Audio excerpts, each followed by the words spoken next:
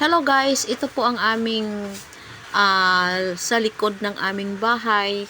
Meron kaming malaking puno ng kawayan at saka marami siyang mga baby na nagsilibasan.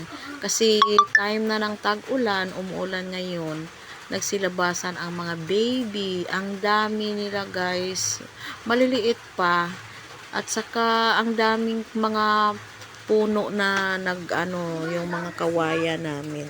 Kaya malaking tulong ang kawayan sa atin guys kasi pwede nating magagamit sa ating mga bahay kubo or pang fencing.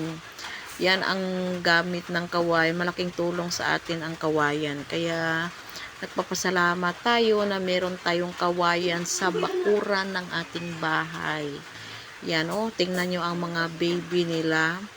Yan, libre na ang ulam. Pwede na rin tayong maggulay ng tambo. Yan, or labong. Labong po sa Tagalog dito, or bamboo shoot. Yan, bamboo shoots po siya. Yan, ang ating, malaki na ang puno ng ating kawayan, guys. Ang dami na niyang mga puno na nagsilakihan. Ito po ang aming kawayan sa likod. Alam nyo ba, guys, na dati isang puno lang ito na maliliit. Hindi ko pinatapas or pinapaputol ng asawa ko kasi gusto kong lumaki sila. Ang dami nang nakuha nito na mga puno guys.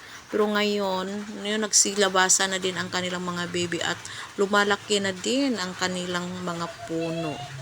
Yan, at ito naman yung mga halaman ko, natutuwa kasi may umuulan, lumabas na yung ulan.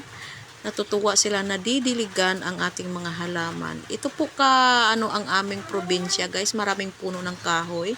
Gusto ko kasing maraming puno ng kahoy para may shade or may malamig ang simoy ng hangin. Preskong presko pag maraming puno ng kahoy. Ito yung mga halaman ko, guys, sa harap ng bahay namin. Yan, mga yan sa pag-summer. Ngayon, nagsiganda ang kanilang mga dahon kasi meron ng ulan na sa kanila nagdidilig.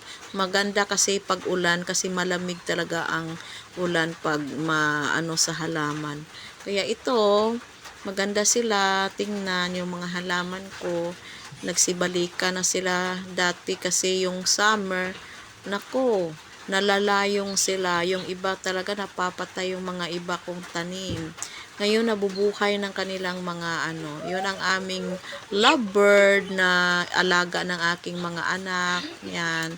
Thank you for watching guys.